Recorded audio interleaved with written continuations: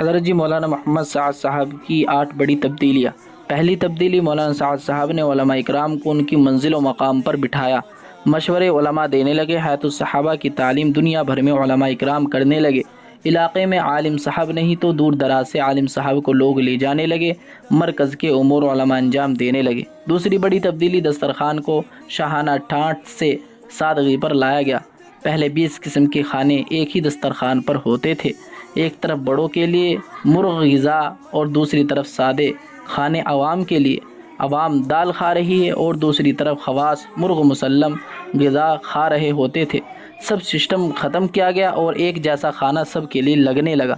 تیسری بڑی تبدیلی جو کی گئی، مرکز نظام الدین میں جو اوپر والا طبقہ تھا، گنتی کے چند علماء تھے اور کچھ پروفیسر انجینئر حضرات، یہی حضرات دنیا بھر میں مرکز نظام الدین سے مشورے سے بھیجے جاتے تھے۔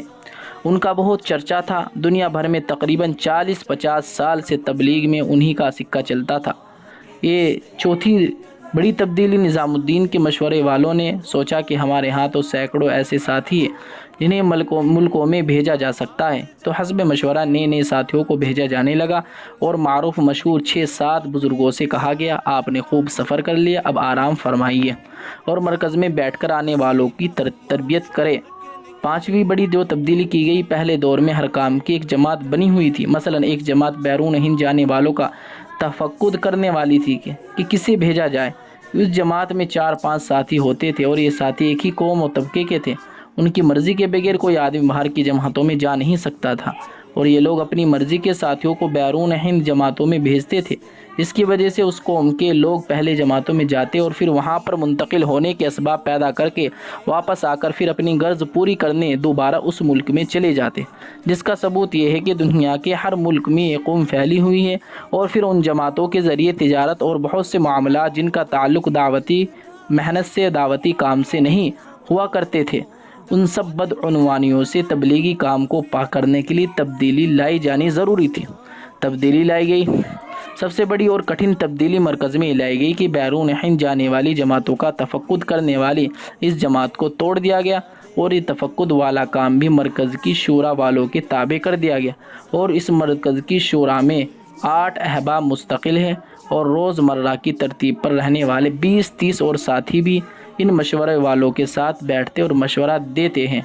چھٹی تبدیلی، فجر کا بیان عام کر دیا گیا۔ اس سے پہلے ایک ہی شخص کیا کرتے تھے، مولانا عمر صاحب پالنپوری رحمۃ اللہ علیہ تقریباً 35 برس تک یہ بیان کرتے رہے۔ نئی تبدیلی کے تحت ہر روز نئے ساتھی کا بیان ہونے لگا، کبھی مولانا محمد سعد صاحب کا، تو کبھی مولانا احمد لاٹ صاحب کا، تو کبھی مولانا ابراہیم صاحب کا، تو کبھی کسی کا۔ الحمدللہ اس بیان والی تبدیلی پر کوئی اختلاف اور کوئی ہنگامہ نہیں ہوا، اس لیے کہ سب کو بیان کرنے کا موقع جو مل رہا تھا، کسی نے بھی نہیں کہا کہ بیان کی ترتیب کا نہج بدل گیا۔ 7ویں تبدیلی،